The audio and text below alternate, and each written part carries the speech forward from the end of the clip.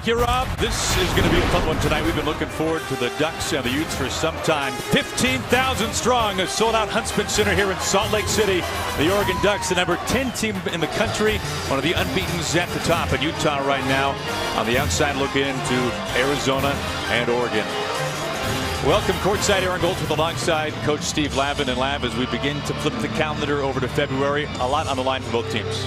Well, if you're Oregon, Dana Altman has the Ducks once again in the midst of a record-breaking season. They're fighting for a championship in the Pac-12 and also looking at a 1 seed if they can finish strong. The Utes, they're on the flip side. They need to build their resume. This is an opportunity for a key signature win on their home court against the Ducks. Ducks have won a program record 16 straight. Jordan Bell leading the conference in field goal percentage for the Runnin' Utes. Lorenzo Bonham leading Utah in points, assists, and steals. And of course, the big storylines today, that man right there, David Collette, out the last 2 games as he has had the resurgence of symptoms from a concussion suffered in practice. On the other side, Dylan Brooks, offseason foot surgery, missed the last game, was in a walking boot, has been cleared to play. So the big difference makers on both sides in the starting lineups for the Ducks and the Utes as Oregon controls. Dana Altman and Coach Krystkowiak, 2 of the best at peaking their teams this time of the year. The early turnover. Here comes Daniels. That was a problem against Stanford. Collette in the paint.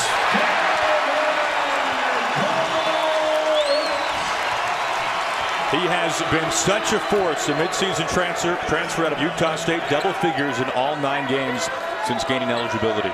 And the Utes in the zone defense here are going to try and level off the ability of the Ducks to penetrate the ball. Good pass. Dylan Brooks, easy in the paint. Well, and that's textbook execution. The ability to get the ball to the short corner and then pocket pass on the interior of that Ute zone defense. So the 2 guys that were questionable game time decisions, both with early buckets on both sides. Bonham has been even better than usual against 4 ranked opponents this year, averaging 17 a game for Utah against the toughest competition this season. 4 to shoot.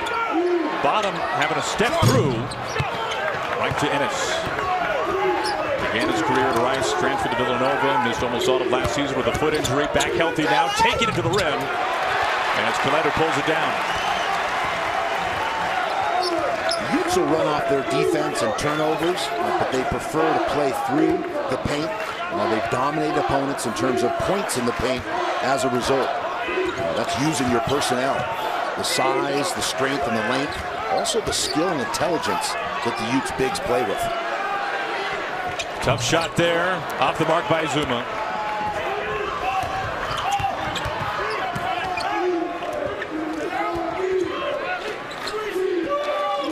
Bell with Collette on him. Bell using the feet. Yeah, didn't rush that shot, Aaron. Was able to get his balance and finish.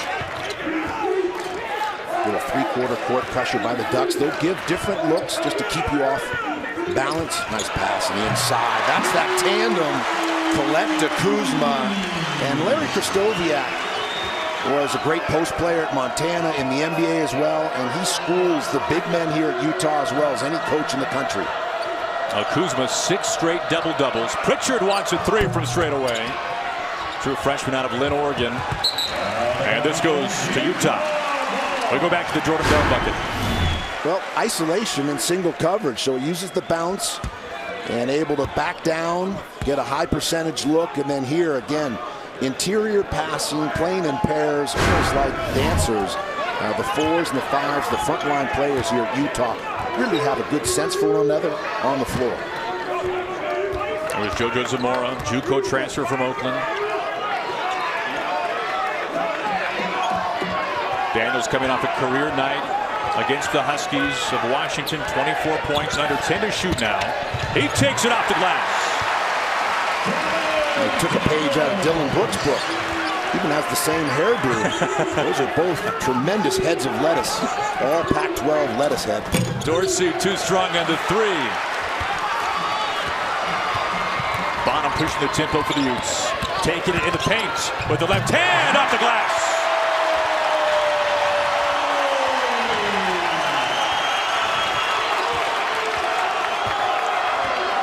You see the size of Daniels and Bonham, their ability, the length and strength. A steal by Bonham, again, using that wingspan to get out in transition. Finishes! Suddenly a 6-point lead for Utah early. And this place is alive.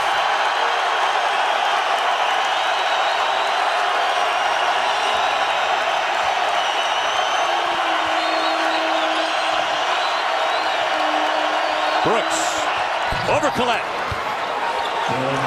Brooks giving the crowd the Utes fans not happy. Brooks has been a major nemesis to Utah, averaging over 20 a game in his career versus the running Utes.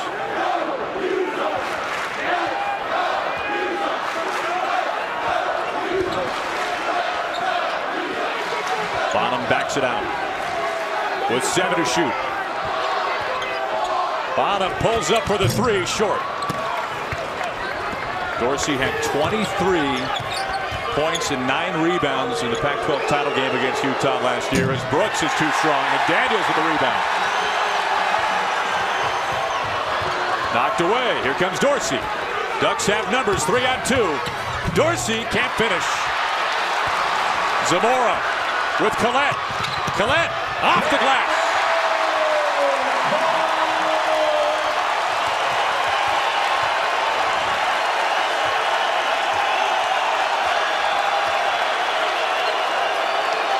Been the running Utes here early. What a pass. Bell gets it, swatted foul. They call a foul on Collette. He can't believe it.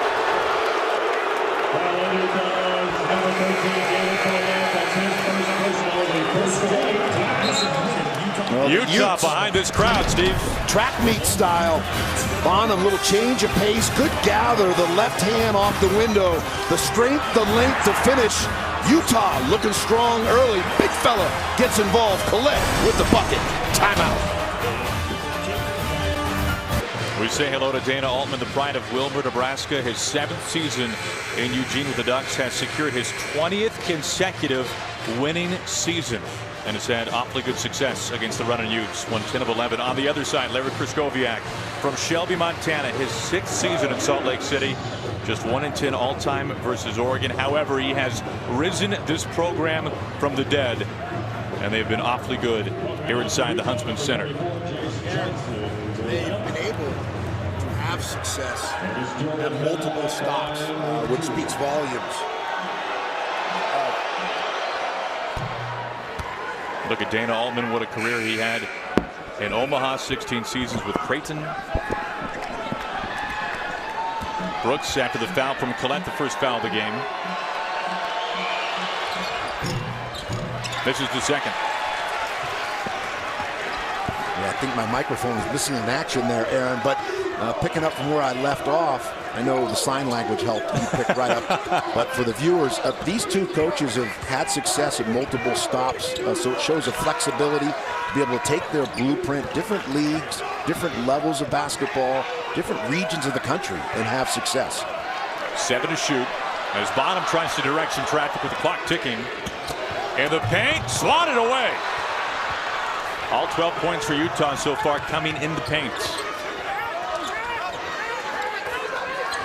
Dorsey with the chin fake. Gives it up. And Bell draws contact. They wave the basket off and called it on the floor. Now, Utah's been attacking, make that Oregon, attacking this Utah zone with purpose. They've distorted that zone in different ways with the high post touch, the short corner touch, and there we saw Dorsey put the ball into the seams or the teeth of the defense, draw, help, and then make that pocket pass to Bell. Battles on Kuzma. Boucher is on the floor for the first time for the Ducks. Benson as well. Good skip pass. Dylan Brooks. Again, that's the sweet spot, the high post. Great place to operate. You get the ball there. You're well deployed in terms of being able to look to both sides of the floor. Got the nice jump shot there. Can drive it as well. Brooks with 6 of the first 9 for the Ducks. Dorsey on Daniels. Daniels crosses over. Scoots high. No good. Rebound pulled down. Put back by Kuzma.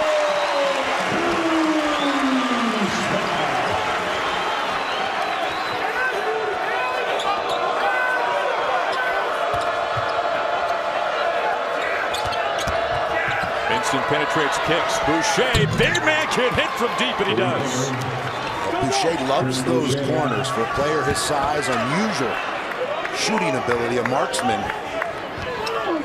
He went 6 for 9 from downtown versus Washington State not long ago. Trying to travel. Well, Boucher not only a protector of the rim on defense in terms of blocking shots, but how about the luxury Dana Altman has to step him out to the deep corner for bombs away, bottoms of the net. He attempted 7 threes in their last game, which came at home against Stanford. And Boucher rarely forces. I'm impressed with his intelligence. Lets the game come to him. This is Jojo Zamora. Averages 9 a game. Although those numbers have decreased the last couple of games, just 2 points his last 2 games.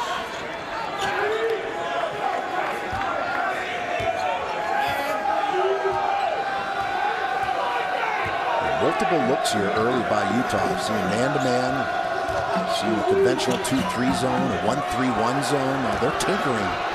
Brooks, a hard take high, and he's able to put it through. How about that scoop? Wow. How about cupping the ball and then finishing? Looked like Iceman, George Gervin. You weren't even born. How do you know? Iceman used to take it to the hole for the finger roll. 8 points for Brooks.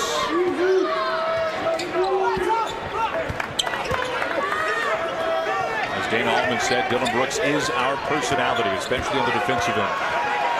8 to shoot. Fairfield gives it up. Johnson, no good. Kuzma fighting. Boucher with a block. Dorsey lowers his shoulder, and a foul is called on Utah and Cedric Fairfield. Dorsey took on the blocker right there. Well, that's getting physical there at the rim. Dillon Brooks feeling it. Coach Altman giving him the green light. Emerald City, go to work, fella. Off the window one more time. Splitting defenders, high off the glass. Timeout. Always a colorful crowd here inside the Huntsman Center. Good start to this one. All tied up, just under 12 minutes to go here in the first half. We take you back to last March in Las Vegas. Pac-12 Tournament Championship game. Utah number 12, Oregon number 8. And this lab was a total beatdown. Tyler Dorsey led the way, 23 points. Dillon Brooks dropped 18 as well for Oregon, who forced 20 Utah turnovers, which led to 28 points. You know, the Ducks caught fire late. Made that dramatic run to the Elite 8. Cut down the nets in conference and conference tournament play as well. So a banner season for Dana Altman and the Ducks, and they've got their sights on a Final Four this year. You can see Oregon has had its way versus Utah. They won 7 in a row versus the Utes. Boucher launches another 3, this time off the mark. And keep in mind, Oregon's had their way in recent years with most all Pac-12 teams. That's why Dana Altman's had such tremendous success and honors coming his way year after year, and well-deserved. Rawson on the floor for the first time. And he stays with Utah.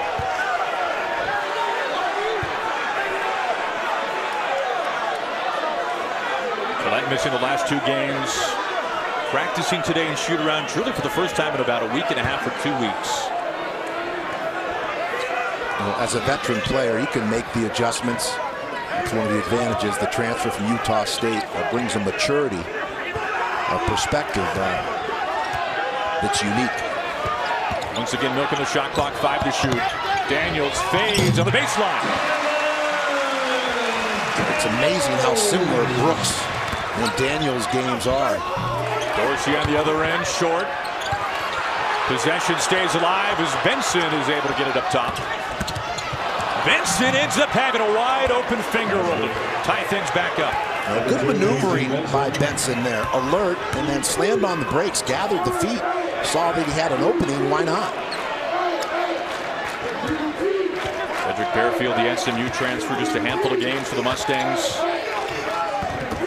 Trying to find his fellow midseason transfer, Collette. Last touch by the Ducks.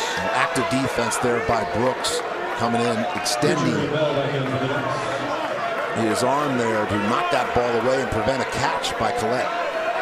Dorsey and Brooks to the bench for Dana Altman. Jordan Bell back on the floor.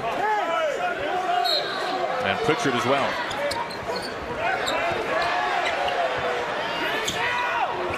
Near the corner, Barefield launches.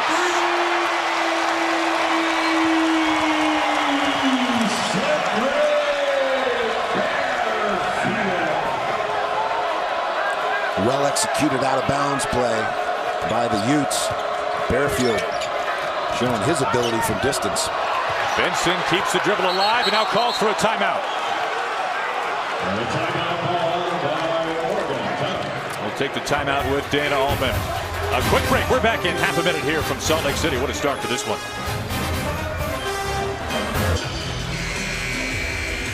Just under 10 minutes to go here in the first half. Utah leading by 3 against number 10 Oregon. The Ducks bring with them the 3rd longest active winning streak of the nation. Gonzaga at 20 in a row. Kansas with 18. And the Ducks with now a school record 16 consecutive wins. Of course, flawless in conference play. And that record was set 104 years ago. 1911, 12, and 12-13. Over those 2 seasons combined, they had 15 consecutive wins. And it's with 2 to shoot. And it's Parker Van Dyke on the floor who controls the loose ball.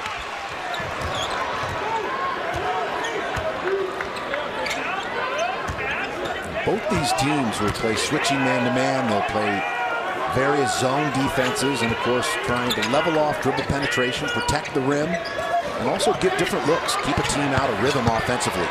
Collette with Bell on him. He's able to draw the foul. First foul against Oregon. Yeah, a little Bronx cheer here in Salt Lake City. Bell picks up the foul. And these fans have been in it from start and throughout. Out of their seats, engaged. Love to see that. Must be rounding towards February. Van Dyke, a contested 3, and he knocks it down.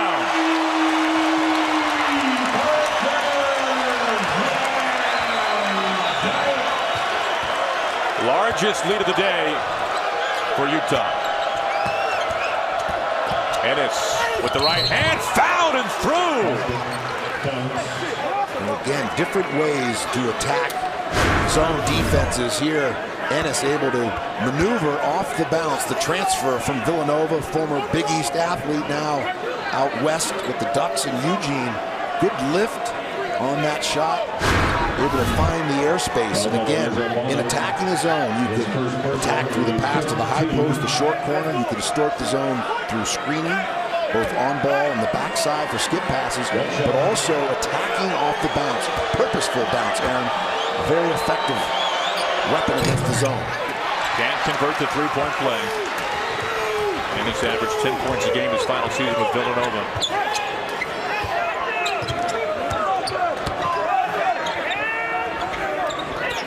Kuzma's had a quiet start to this game. He's another player that doesn't force, lets the game come to him. He'll pick his spots. Benson in front of Barefield, front iron this time. Ennis leading the charge for the Ducks. Taking on the whole Utes team, and Bonham swats it away.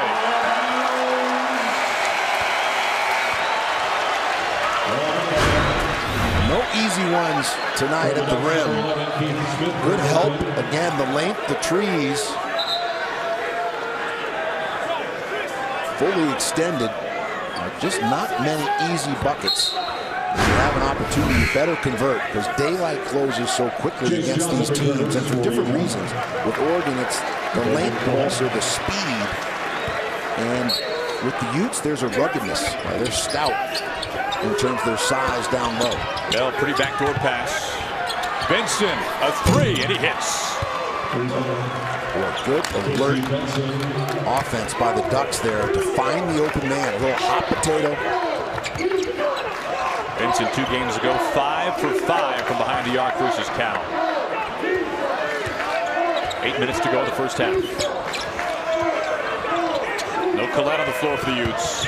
Bottom taking Keith Smith baseline. He's on the floor for the first time for Oregon. Now 6 to shoot. Van Dyke, chin fake, deep two.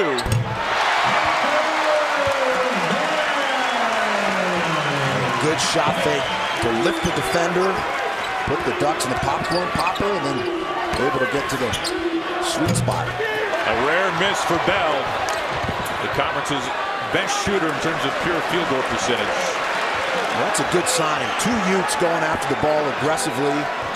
Another Ute going to the floor. It means your team is ready to go. Alert, aggressive.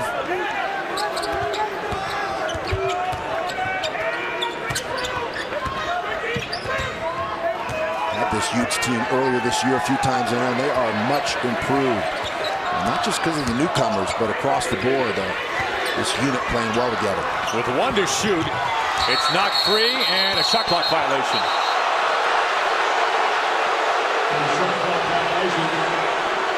Larry Krystkowiak not too pleased.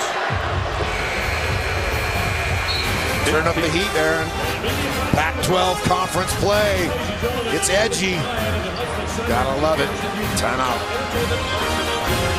For as close as this first half has been, Utah has led for all but 19 seconds as we take you back to the huddle just a moment ago with Coach Krystkowiak. Care if they're man or zone, you guys can run a man play. I'd be happy if you run hordes. I don't want to be down here having to call things, but we need players to make plays, okay? You know what I'm talking about down there? You guys are like in a 30-second delay what you do at the end of a clock. And you don't need to, hey, Coos, you don't need to just make something up all of a sudden and attack. Okay, more poise. Aaron, I like the fact his bearing or temperament is such, as we take a look at the resume, that the players understand. He's making a point. He's emphatic, in particular against Oregon's changing defenses. He wants them to play concept basketball, to read and react. At this stage of the season, your team has the right basketball habits. So instead of trying to back it out with the clock running down and try and run something different versus zone or man, just keep the ball moving. Look for high post touches and look to set screens, find the opening. Kuzma pivots his way to the rim but can't finish. I think it's great that the play has been physical in the lane, in the paint, and the officials, for the most part, are letting them play. First 12 points for Utah coming in the paint. 10 of the next 12 outside. Pritchard puts on the brakes, a 360 and kisses it in. We've seen that on multiple possessions by the Ducks.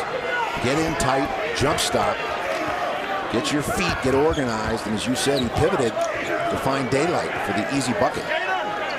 That's back to habits. You get into traffic, you want to be on balance, be quick, but don't hurry. Makes it now 1 point game with under 8 to shoot for the Utes. 5 to shoot. Bottom, a Curry three, too strong. Gets it right back, extends the possession. Kuzma may need to step up in terms of asserting himself, aggressiveness, not forcing. But he's an effective playmaker in terms of putting the ball on the deck and creating matchup problems against opponents' frontline players. Foul is on Tyler Dorsey, only the second team foul for Oregon. Dylan Ennis comes back on the floor for Oregon.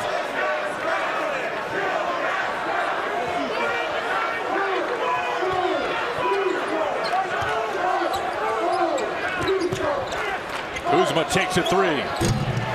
And it's able to touch every inch of the rim. That's important. Not to force, but on catches, Kuzma, a gifted player. Don't want to guard yourself. You have to make the defense play you honest. If they're going to back off you, knock it down. Bell going up against Collette off the window. Both these teams have found a nice offensive rhythm. Sharing the ball, not forcing. And Dyke almost out of bounds. Desperation to Kuzma. Now Daniels. And a foul on Pritchard.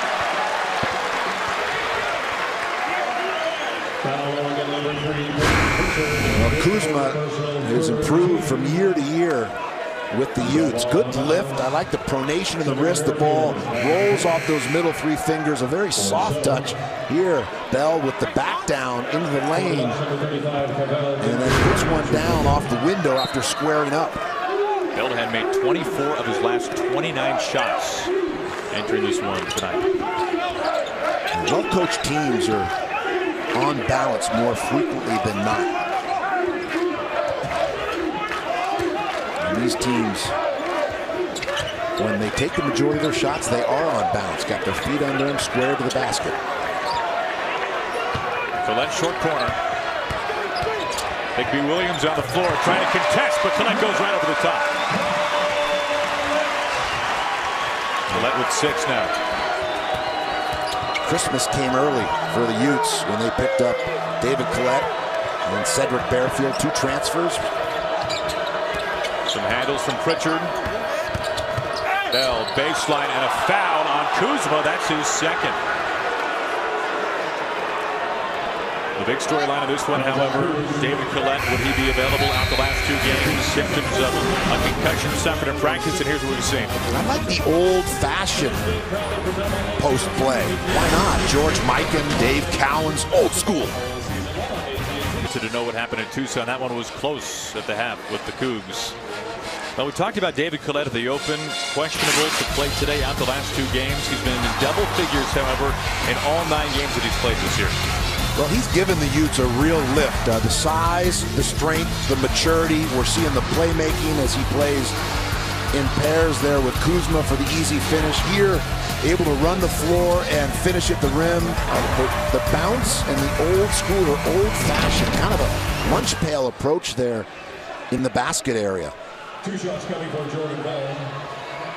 Jordan Bell shooting 2.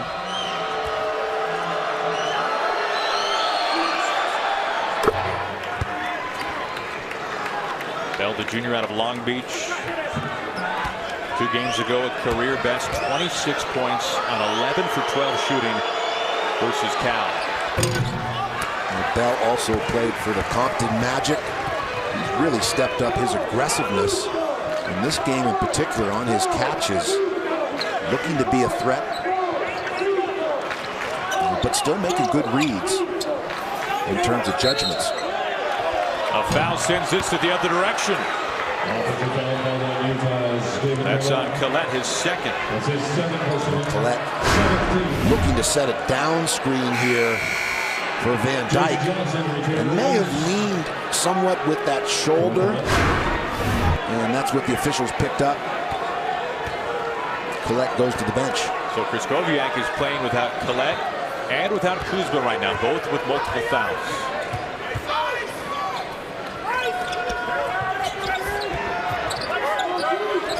Brooks got up to a hot start, 8 points, takes a deep 2 and he buries. He's at double figures. So comfortable at the top of the floor on his catches. Again, a 3/4 court press by the Ducks.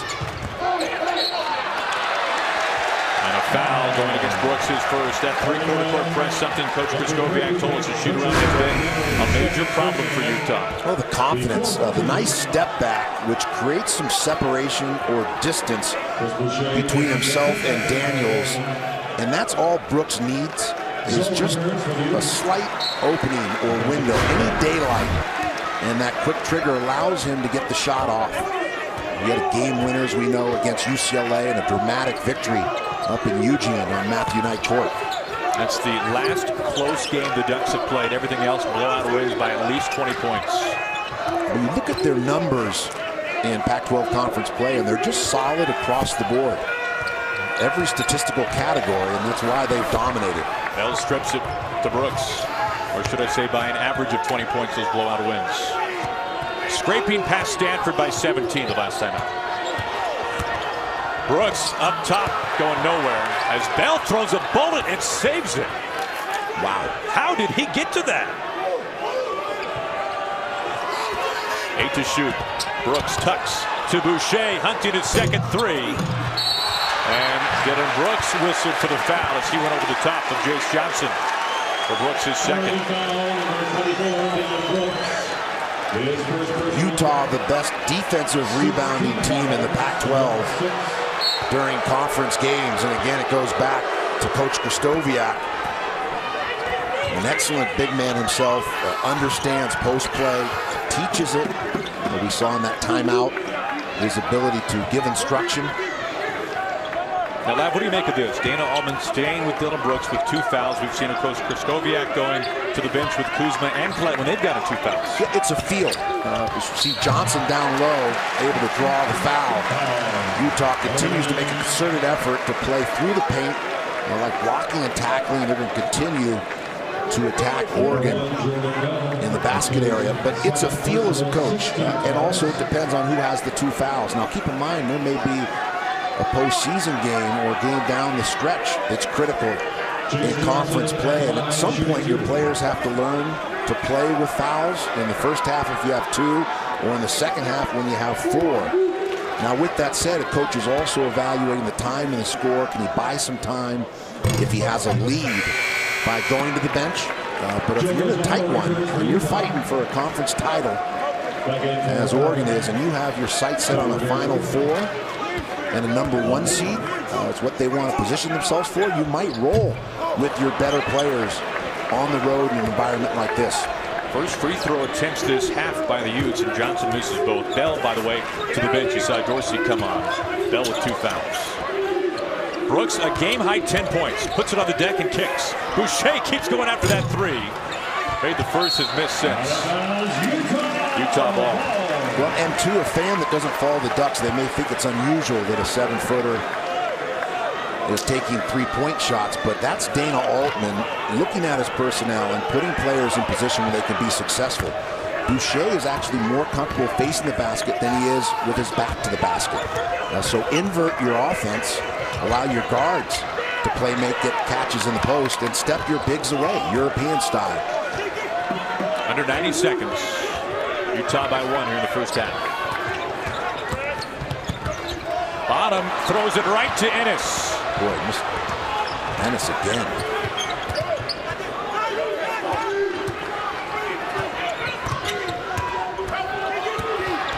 Upstairs, Boucher. That's pretty basketball. Dillon Brooks with that spin move, but stays on balance. And Boucher, a nice cut from the corner there to catch it and jam it home. An emphatic way for the Ducks to take the lead. Their first since the 17:53 mark here in the first half, as Coach Krzysztofiak calls for a timeout with under a minute to play the first half. Utah came out with tons of momentum earlier, and all of a sudden, it's the Ducks on top. Yeah, dribble weave into the little spin move and the dish for the dunk. Timeout. Boucher has now given the Ducks a 1-point lead. Utah has gone dry. No points, 3 turnovers, their last roughly 3.5 minutes. You know, the NCAA Select Committee talks about the optics, the eye test. Just sitting courtside with you here, watching these 2 teams play, they're both clearly NCAA tournament caliber. We know with Oregon, a possible 1 seed, but Utah as well, a team that could win games in the tournament. Now they have to build their resume. But Dan Gavitt's in the house tonight, Aaron. And that means that he's evaluating these 2 teams. He travels throughout the country. He's the senior vice president of NCAA basketball championships. Well, he's been treated to a heck of a first half, as has everybody else, as Johnson ties it up. He missed both free throws his last time to the stripe. And there's Dan Gavitt, worked for years in the Big East, was actually a basketball coach at one point at Providence. Of course, the son of Dave Gavitt, one of the great visionaries in the history of basketball. And was a heck of a coach and a broadcaster. Dave Gavitt had the triple crown going there, the triple threat, a little like you. I think at some point you could still end up coaching. Well, only with your assistance, Lav. You're coming with me if I go back. Under 30 seconds, Utah by 1.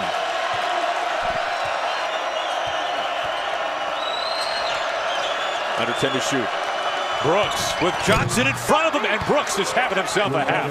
A game best 13. At peace with his game. Let's see if Utah goes with a high pick and roll or just flattens the defense. 5 seconds. Bonham able to stay with it, trying to find Johnson. Boucher comes up, and he'll just tuck it.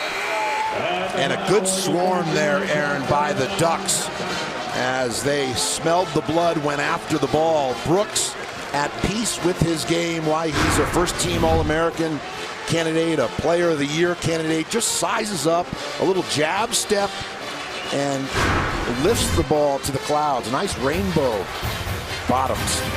Ducks trying to extend their program best 16-game winning streak, the third longest active winning streak of the nation right now. They lead it by 2 and the break. Stay tuned now for the Fox College Hoops halftime show with Rob Stone and Jim Jackson coming up right after these messages.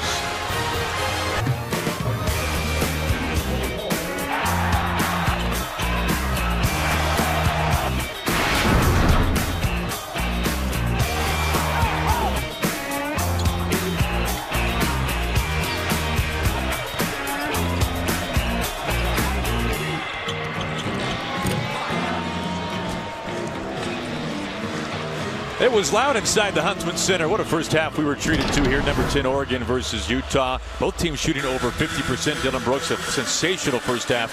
Kyle Kuzma trying to get things going, looking for his 7th straight double-double. Aaron Goldsmith alongside Coach Steve Lavin. And Lavin, the big question for the Ducks, would Dillon Brooks be ready to go today? A sprained foot. Missed the last game versus Stanford. He's 6 for 7 shooting. Yeah, he's completely at peace, playing with confidence, and give Dana Altman credit for deploying a player with the versatility Brooks has in a proper manner. We've seen him with the mid-range jumper, good flexion in the wrist on that shot. Here, playmaking over the top to his partner Boucher for the dunk. And here, a tough shot high off the box. And again, just sizing up a jab step in rhythm, torching or tickling the twine from all angles, Aaron. And again, he has that Swiss Army knife versatility. And as a result, Dana Altman uses him accordingly. He made his way to the second half for tickling the twine, Lav. That's good restraint on your part. Very impressive. I did adjust pronation to flexion because pronation is associated more with the foot, where I think flexion in the wrist may be more apropos. The Ducks start the second half with the lead. They led for all of a minute in the first half. Bonham launching right away.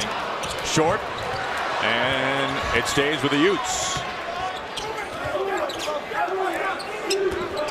Both these teams would be wise to attack the paint through the bounce, but also through post feeds.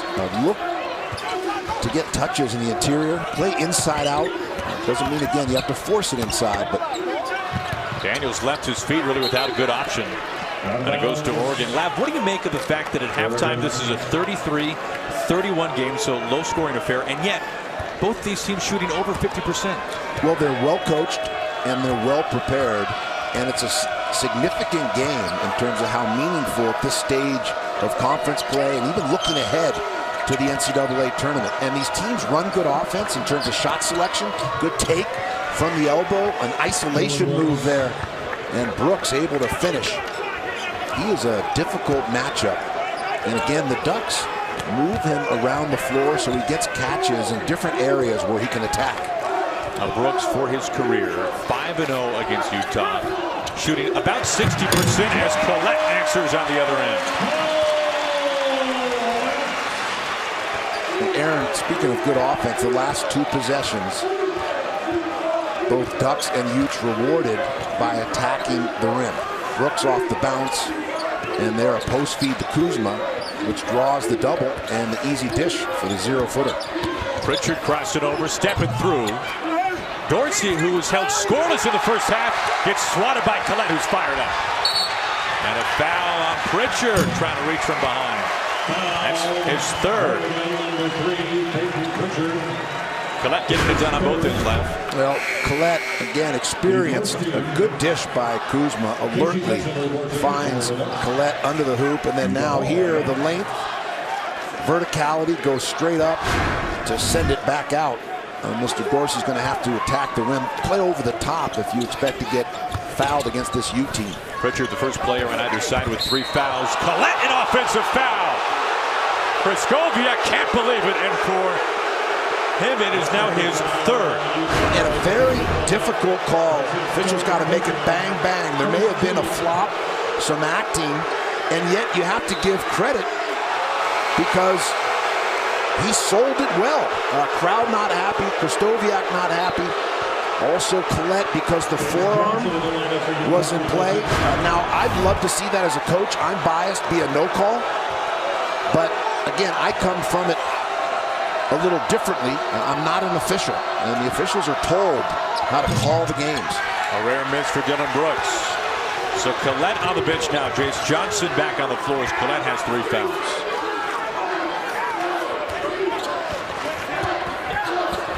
Zamora puts on the brakes. Kuzma, a little bit of a quiet first half, 7 points. Yeah, Kuzma has a propensity to pick his spots, in particular late game. Daniel hits.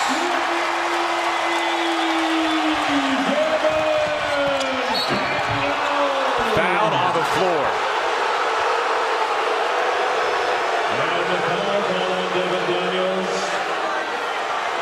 Daniels picks up his first foul.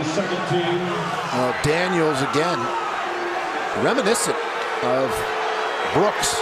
They really mirror one another, not only in hairstyle, but in their offensive game, their arsenal. Now Daniels gives a couple inches to Brooks, who has greater size, but their style of play very similar. How about after the made basket, how quickly Oregon gets the ball down the floor, sideline break, and Ennis able to attack the rim. Missed his first chance to make the back end here. Nearly an 80% free throw shooter on the season. And going back to your point earlier, as we see a three-quarter court pressure employed here by the Ducks, just a different look, not allowing Utah to walk into their offense and establish rhythm. But both these teams run good offense, take care of the ball. Utah in conference play under 10 now in terms of turnovers. Johnson controls it. Dillon Brooks with the rejection. Now a jump ball call. Possession arrow going to Oregon. It's been fierce, the play in the paint.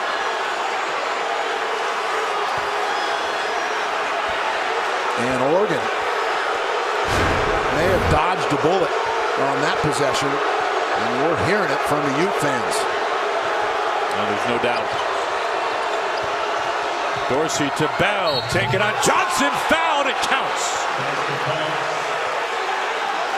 Well, excellent two-man game. Dorsey, tremendous poise, plays at the pace, has the vision and the skill to find Bell on the move. Bell able to catch wisely, doesn't bring it down, keeps the ball high. This is a weight room basket where he puts the shoulder into the sternum of the defender, extends to finish, steps to the line for the old-fashioned three-point play conversion. Well devised, well executed by the Ducks here in a hostile environment. Bell now with 9 points. Boucher checking back in for Bell. Chris Boucher back in for Oregon by 2. See, good offense. Set your defense. When you shoot a free throw. Daniels able to save him, the right to Benson. Ennis, transition. Bad angle right underneath the rim. Daniels, a 3 from the wing off the mark. Kuzma will be whistled for the foul. Or they give this to Dorsey. It is on Dorsey. Check that, Ennis. We'll figure it out. First on Ennis. second team. Far side, 65% of shots taken from one side of the floor. When they miss, go to the far side. That's why it's so important you box out on that weak side, so to speak, or be ready to track down rebounds that come that way. Roman Sorkin checks in for the first time, taking the spot of Ennis. He's on Kuzma, right out of the gates. Kuzma controls, goes up, forces the foul, and he'll shoot. Well, again, that's what we mentioned early. I'm sure Coach Krystkowiak wants Kuzma to be more aggressive in his catches. And what we mean by that is put your eyes on the rim, square up, look for opportunities when you're open. Don't pass them up because they may not be there late in the clock. In other words, don't guard yourself. Or another way of saying is don't take a good shot, turn it down, and it ends up being a bad play. So Kuzma, by squaring up creates problems for opponents, and there he was rewarded with the free throws. Gibson both has 9. We saw Collette, he's on the bench. An early foul to start the second half. He has 3. And worth going back for a minute, Lav. Brooks, we thought, had 2 fouls near the end of the first half. It turns out he had only 1. They gave one of those fouls to Peyton Pritchard as Brooks loses the ball. Only 2 turnovers for the Ducks in the first half. They had 17 in their last game against Stanford. And this is one of the best games I've seen this year. Covered a number, coast to coast. And it's because well-coached teams at this stage of the season play a cleaner game. Everything is contested. And, of course, what's at stake, the significance for both teams. Such an important game. And with that in mind, Collette on the bench as we just covered. Brooks on the bench now for Oregon. Brooks with a game-high 15 points. Chase Johnson fighting for the loose ball and a foul. Well, in terms of the leading scorers for Oregon behind Brooks, it has been Jordan Bell. Bell getting things going. Good pass by Dorsey. That's the weight room shot. Summertime paying off. Got to be able to finish in the lane. Give a little flex. Why not? Biceps. Timeout. On Fox as we take a look at some top 10 losses in the week. Marquette fined for their students rushing the floor after taking down the defending champs, #1 Villanova. Of course, West Virginia, Bob Huggins, that program has had its way, taking down some top seeds. Just one of a handful of top-ranked schools getting drowned. Van Dyke with his second 3 ball. Utah on top by a pair. Dorsey trying to answer. Boucher under the rim, and a block by Jace Johnson.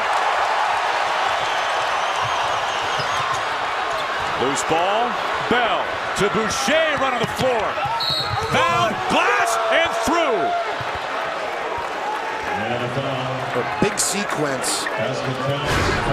Oregon comes out on the right side, fortuitous. Off the mishandle by Bearfield, it leads to conversion. Boucher able to finish using that length, graceful, catch it in stride, didn't have to put it on the deck. Picks up the foul, presence of mind to keep his eye on the rim, the target. So often when a player's fouled or there's going to be contact, they'll take their eyes off the rim. Tied game. After made baskets and free throws, Oregon will give different looks here in the full court.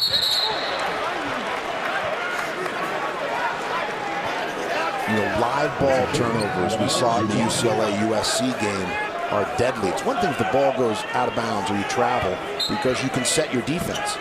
And an opponent has to come down the floor and score against that set defense. Live ball most often leads in layups and dunks because of the mathematics of 3-on-2, 2-on-1 breaks off those live ball turnovers. 10 to shoot. Kuzma the high screen for Daniels. Kuzma deep 3 in front of Brooks. Right to Bell. Now going back to that block against Boucher, the conference's leading shot blocker. You don't see him on the other end of that very often at all. No. Bell reverse two-hand slam. Wow. He's been working the rim like a pull-up bar tonight. That one reverse. Bell now with 11. This rate, they may have to check the screws on that rim. Might be shaky. Might need to replace it. Another turnover. To Johnson, Bell with the swat. Dorsey pushing the tempo. No numbers. In transition, Benson launches and buries. The Ducks on a surge here. See if Coach Krystkowiak calls a timeout or lets him play. They've been a bit disjointed. All started with Bearfield's turnover in the open court. Ducks went the other way and have been on a run since. Benson hasn't missed. It was last season he scored a season-best 15 points against the Utes right here in Salt Lake City. Blocking foul on Boucher. On the floor doesn't count. Well, a good two-man game again. Just a breakdown in coverage by the Ducks. And Bell goes reverse for the style points. And then here blocks the shot. And in transition, the Ducks get out opportunistic. They will knock down 3 balls. Good time to shoot the 3 in transition before opponents have set their defense in the scattered court. Opportunistic. And it's back on the floor. Bottom, short distance. Now, Utah excellent on baseline out of bounds play. That was good execution, a nice slice to the cup. And this has taken the spot of Boucher, who exits with 3 fouls. Brooks wide open, taking a 3 off the mark. Dorsey controls, going right up against Rawson. Foul, his first. One of the reasons Oregon's had success under Dana Altman is he recruits big guards. You look at Dorsey with his size. Brooks, a frontline player that really plays like a guard because he steps away. He's a swing. And when you have those big guards, not only on defense is it helpful, harder to see over the top of a larger defender, a bigger defender with length, but then in terms of finishing at the rim on offense or picking up some offensive boards as Dorsey did here, it's a plus to have that size. Doesn't mean there's not room for the diminutive water bugs, the little road runners, the beat beepers. We need them too, the Tyus Edneys, the Chris Pauls, but a big strong guard, something to be said in college basketball for that. Kuzma gets Bell up in the air. Giving Rawson space. Yeah, Dyke's been very productive. See if they go back to him. He's been feeling it tonight. Kuzma, a 3, front iron. Here comes Ennis. Taking on Daniels. And they're calling a foul on Daniels. It's 3rd. All coming since halftime. And I think the issue there, if you're Coach Krystkowiak, is why was the whistle so late? They may have gotten it right, but when there was the 1 count, 2 count, now 3 count, and you hear that delayed whistle, it was definitely a hard play on the ball. Might have been a Spalding sandwich, all leather, or all Wilson Jet, depending what type of basketball we're playing with tonight. Looks like a Wilson. This brings Cedric Bearfield back in. As we take a look at Daniels, and you were mentioning the physical guards that Dana Altman has had in Eugene. Coach Krystkowiak told us today at shoot-around that he recruited the man we just saw, Devin Daniels, specifically to guard Oregon's backcourt. He had that in mind when watching Daniels play in high school. Yeah, when you take a little program as Coach Krystkowiak, as you look to see how can you consistently get into the top 4 of the conference, and you study the composition in terms of league recruiting, in terms of styles of play within a conference. Overpassing. Yeah. Can't overpass. That's taking a good shot and turning it into a bad play. An empty possession or turnover. Dorsey under the rim. Ducks trying to extend what is their largest lead, but a foul sends us the other way. That's on Benson, his first. Well, it's a dribble handoff by Benson. In 1930s and 40s, that's a legal play, CCNY, NYU, the dribble handoff. But here, because he hands it off and moves. Yeah, nice elevation there, even though it's not going to count in the books for Mr. Brooks. Clearly, he's got the pep and the step, the spring. This is the last game versus Stanford. He was in a walking boot, a sprained foot. Same foot he had surgery on over the summer after it was broken. A game-time decision, and he's responded with 15 points, but only 2 since the break. Wide open underneath Bearfield, knocked away. And Ennis able to use that length there to turn that appearing open shot into a contested shot by Bearfield. So much for wide open. Of course, the Ducks leading the nation in block shots. Bell with authority. Boy, they are working in concert. 2-man game basketball. A tandem or a pair that can read and react and have the skills to execute like this Duck team. It's pretty basketball.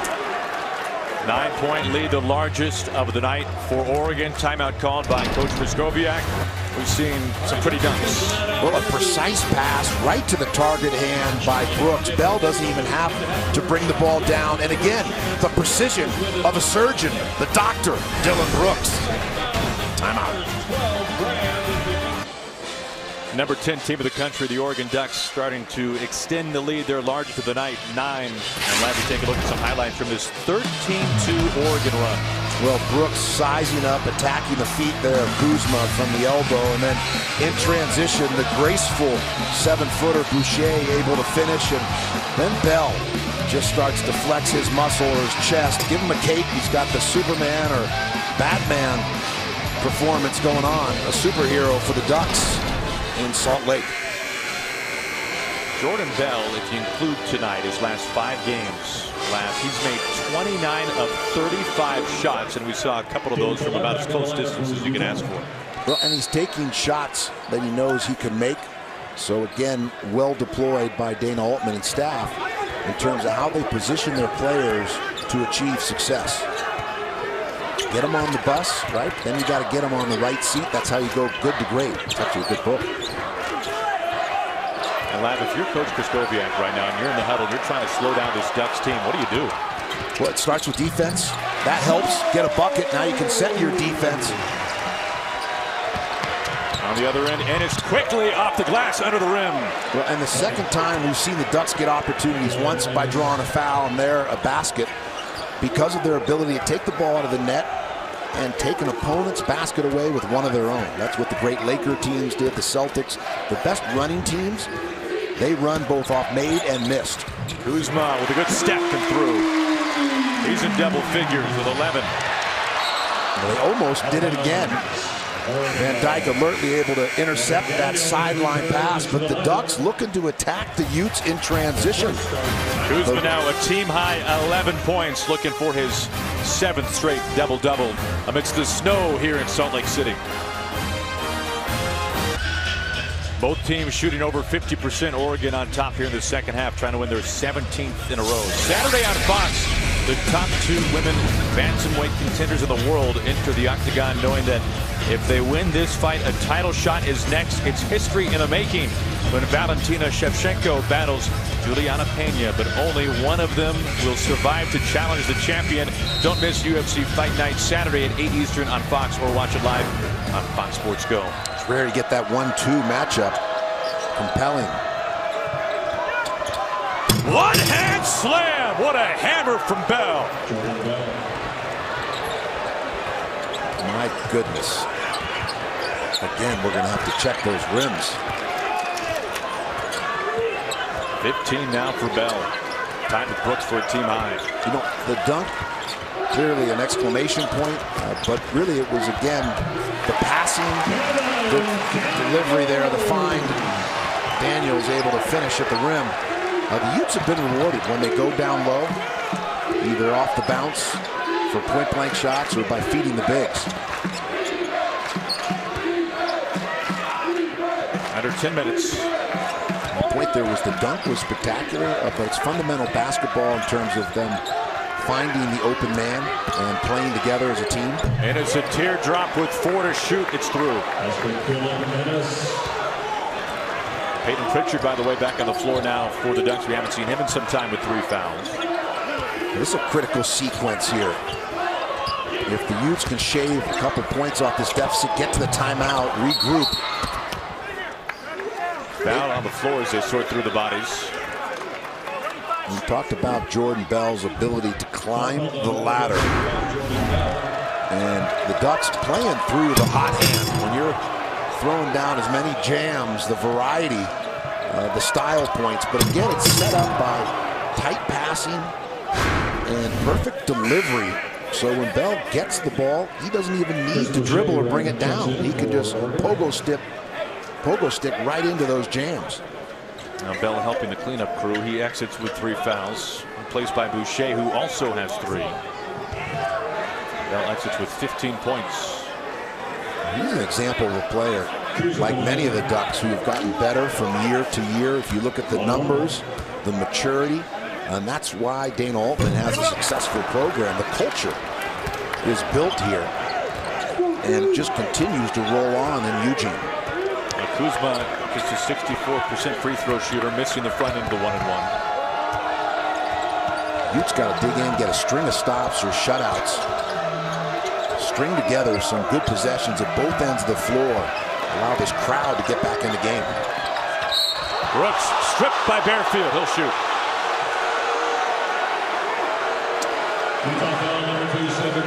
The Ducks patient here, taking the clock down. They go to their best player in a little isolation against the smaller Barefield. You've got the mouse in the house in terms of the mismatch in size. So very NBA flavor in terms of isolating and looking at matchups that the Ducks can exploit. Now you got to explain that one, Lav. A mismatch is mouse in the house. That means someone smaller, diminutive.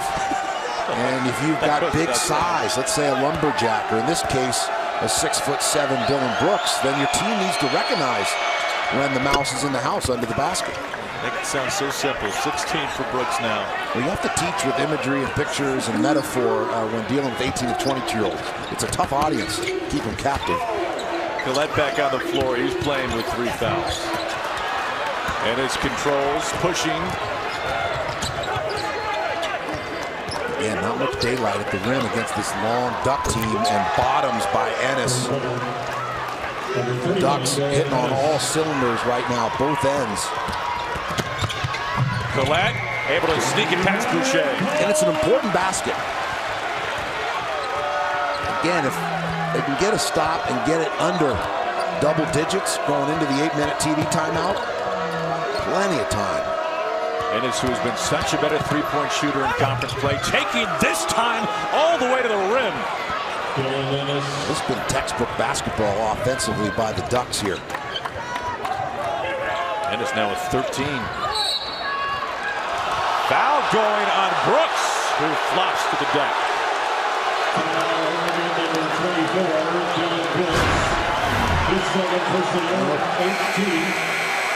Barefield rewarded. Oh my.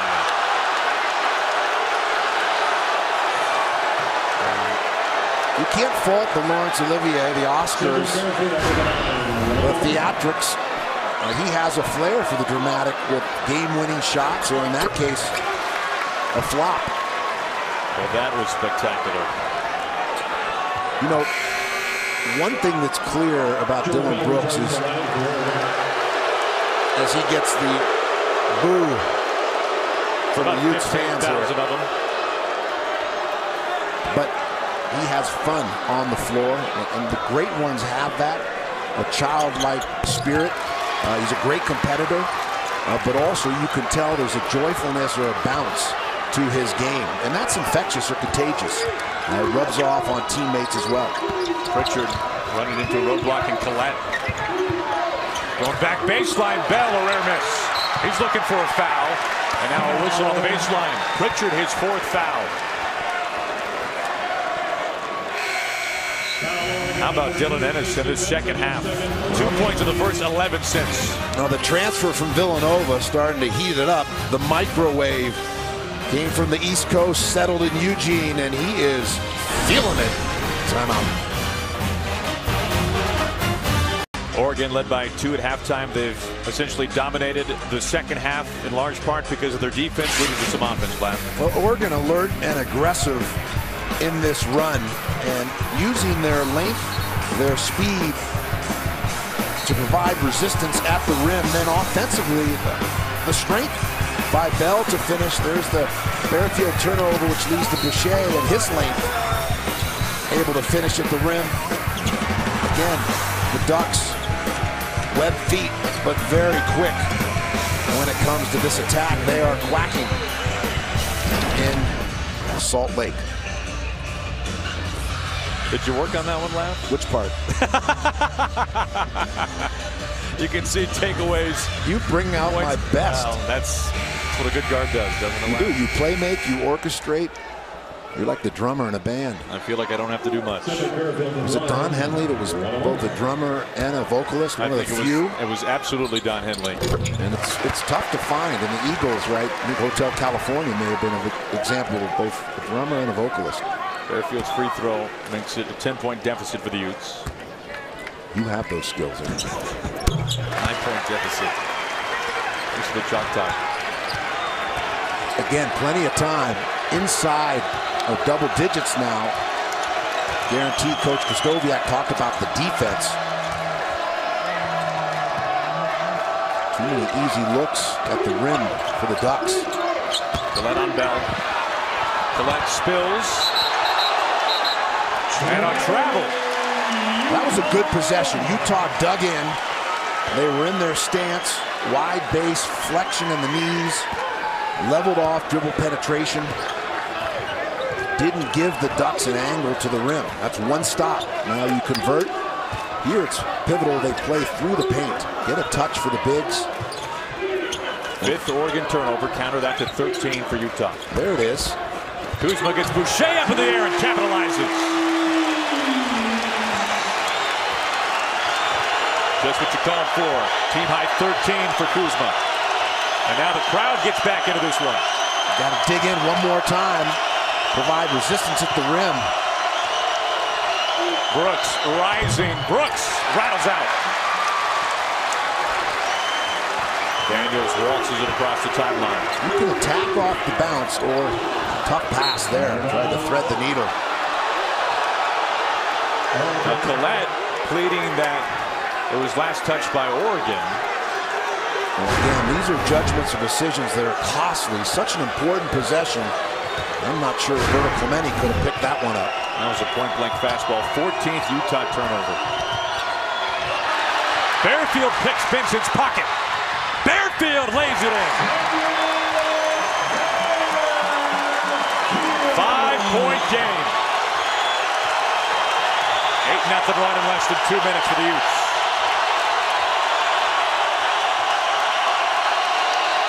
And suddenly 15,000 in a frenzy.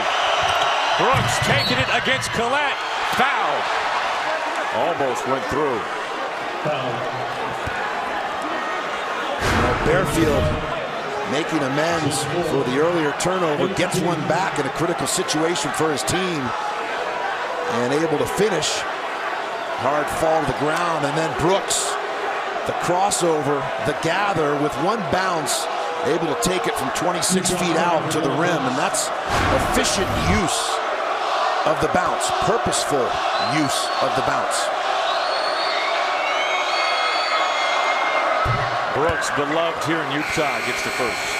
That's 4 on Collette, by the way. Jace Johnson checking in. Using Collette leading the way with 4 for Utah. Peyton Pritchard with 4, Boucher and Bell with 3 for Oregon. My sense is Collette will not be on the bench for very long, given the significance of this game and his maturity and experience, his skill set. Two-way player when you look at Collette. Brooks now a game-high 18. Barefield gets it back in the corner, rises for the 3. Turns out to essentially be an alley-oop to Kuzma. Lead back to 5 for Oregon.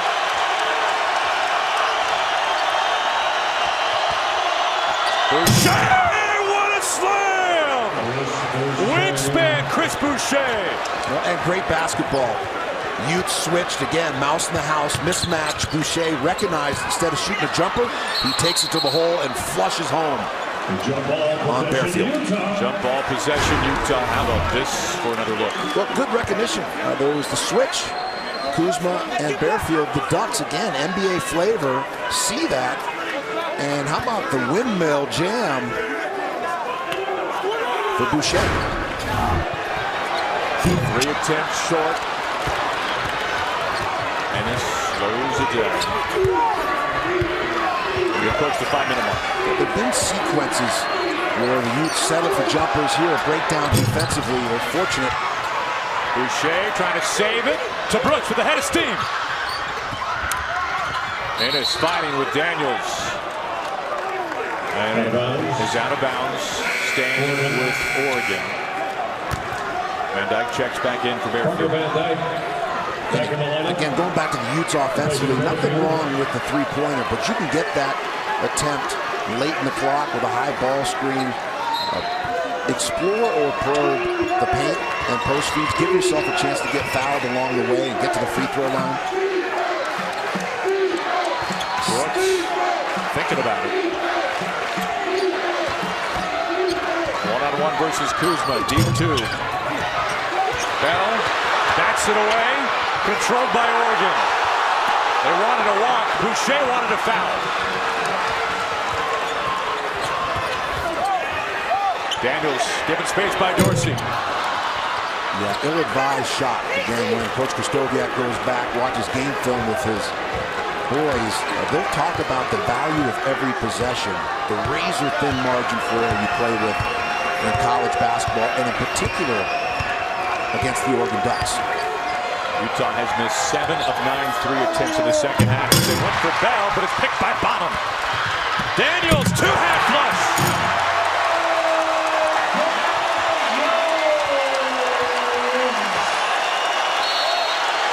Timeout, Dana Altman.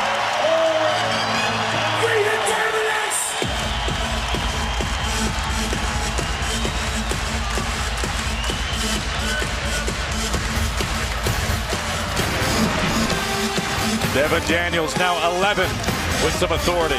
No, the bullet pass, faster than the bounce, advance it. Speeding bullet, two-hand jam. Daniels lets it all hang out. Timeout.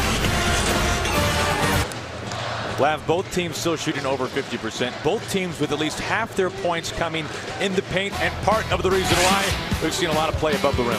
Well, attack the cup, attack the rim, and you'll be rewarded. Aggressive moves to the basket. Two-man basketball with the pick and roll.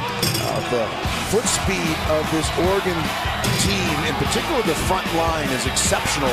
You see it there with Boucher off the bounce. Then Utah going to get some of their own transition basketball, defense creating offense. Daniels, the jam. Oregon in the midst of a program record 16 consecutive wins. Utah even Steven 2-2 their last 4 games against top 10 opponents. One of those losses, one of those 2 losses coming to the hands of the Ducks. Wins against Arizona and Duke. David Collette back in the lineup for Utah. Dylan Brooks now with 18, a game high. Remember this Ducks offense going right into the teeth of this Utah student section in the second half. Yeah, man and zone. They've been able to get into the interior. They've screened both man and zone defenses as well effectively. 5 to shoot for Dorsey. Cross it over, stepping through, taking on Kuzma. How about that finish? Tyler Dorsey, a cool customer, maneuvers well off the bounce, plays at a pace where he's under control. There again, the size of Dorsey allowed him to finish over the top, Aaron.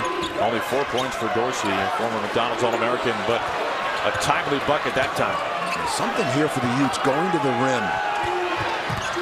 Collette lowered his head, backdoor Kuzma, under, can't finish. It was a good idea. Good two-man basketball. Just came up short. Oregon a chance to stretch this lead to double figures. Brooks backdoor. Picked by Van Dyke. Left his feet without a plan. And Van Dyke loses it. Flops on top. Bonham controlling. And it stays for the Utes. Boy, not sure what Bonham was thinking there. Head down like a hound dog. Going where there's no space, no real estate there. Tiptoeing along the baseline. You don't typically see somebody waltz in that real estate.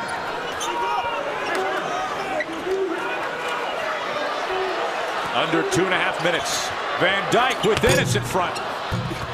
Kuzma trying to follow. They get into the hands of Dorsey. Utes looking for that signature win. Only one win against a top 100 RPI team. That's USC. A convincing win here at home. Well, Ducks comfortable with bringing the clock down.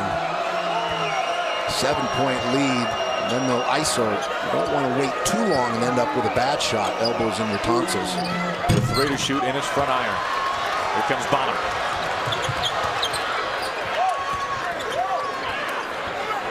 Kuzma, tough 3. Kuzma buries it. Timeout called by Utah. Kuzma exploding with 11 points in the second half, 18 on the night. Cuts the lead to 4.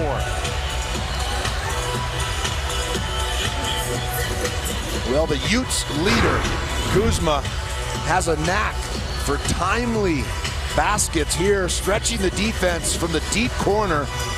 Flexion in the wrist, good lift, and release by the big fella. There are certain players that step up both offensively and defensively and have the ability to make plays in late clock or late game situations.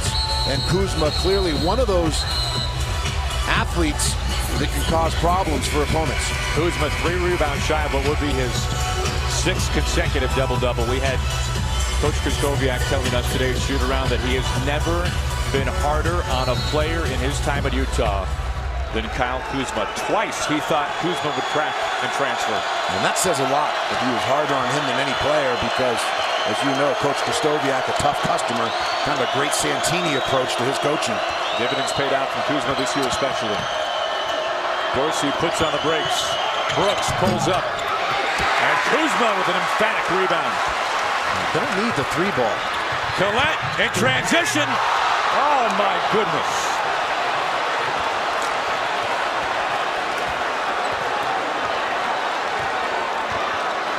Pritchard back on the floor with 4 fouls for Oregon. 1 minute remaining in the game. 60 seconds left. Ducks going to spread the court. Take it down, old Phil Ford style with North Carolina pre-shot clock. Dean Smith years in Chapel Hill. Well, now 4 to shoot. Brooks deep and straight away. Utah's got to get the ball back, and they do.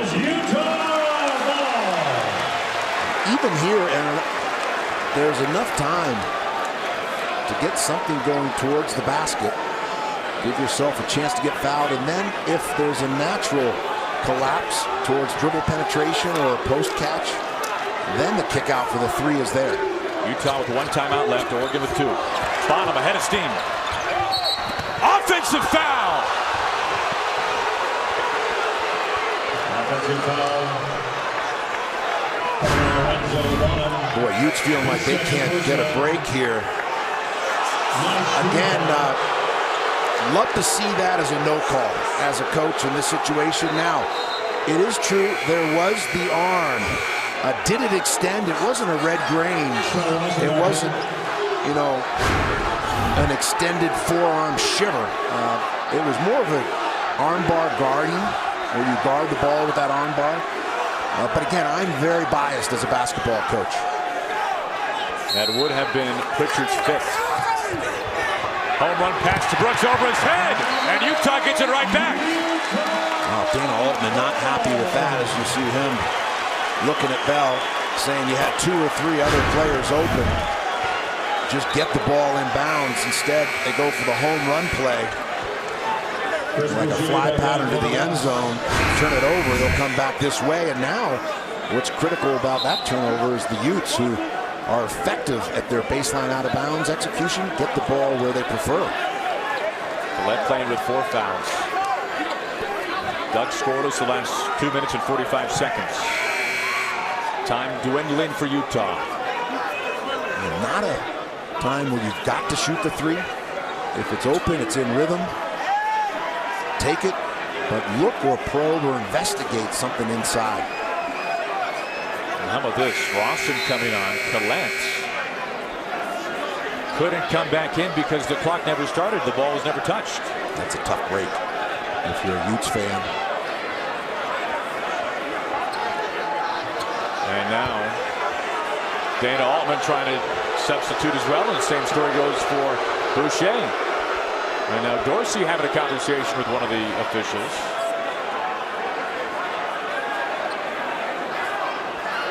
You can see him explaining the situation to Dana Altman. Altman and the Ducks trying to win their 17th in a row. Coach Krystkowiak looks like he could still suit up and play for the Utes. Broad shoulders, good shape, got the sweatsuits going. Coaches versus Cancer Week, so you see both staffs wearing the sneakers. And a free timeout here as the officials are reviewing this to see if the clock ever started. You can see Bell with the inbounds. Brooks wasn't even close to touching it. Really, clock never started at all.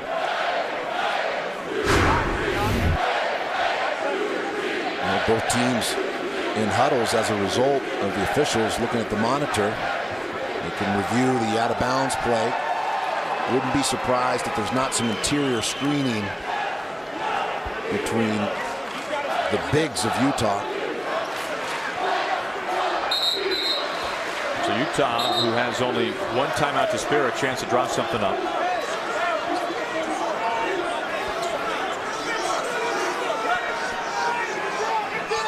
Kuzma to inbounds. It's like goal line defense here for the Ducks. Van Dyke, short, right in Kuzma's lap. No foul called. Boucher and Bell went up with it. And Ennis losing it. The clock has not started.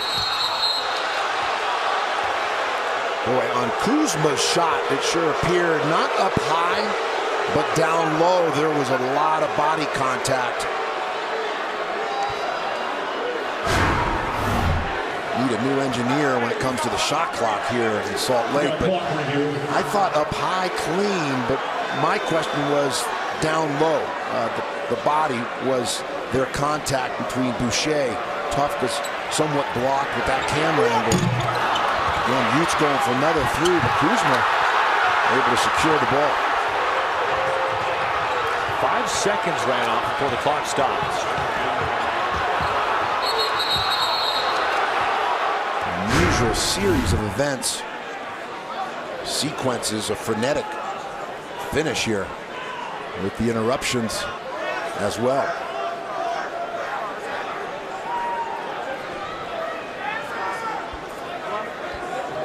Fortuitous bounce for Kuzma, no doubt. Right to him. Kuzma, who's led the way with 18 points, now has 9 rebounds, one board shy of his 6th straight double-double. He has 11 of the Utes' 13 double-doubles, and it looks like there's going to be need to be a correction of about 9 seconds.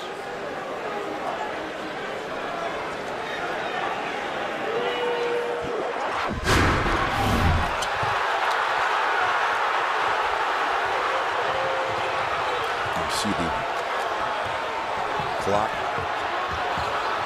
failures. That's about 9 Mississippis right there, Lav. That's right. You're on it. Clockwork. We get help. A lot of pressure on the timer over there at the scores table. Tough night for him. I don't know if it's wiring malfunction in terms of we need an electrician or if it's a slow trigger. Well, you think about missed opportunities for the Utes. Collette, the missed layup that was just a gimme, it looked like. A couple of possessions before. Kuzma, we just saw the no call. All meanwhile, Oregon has been held scoreless for nearly 3 minutes. 9 seconds. 9 seconds.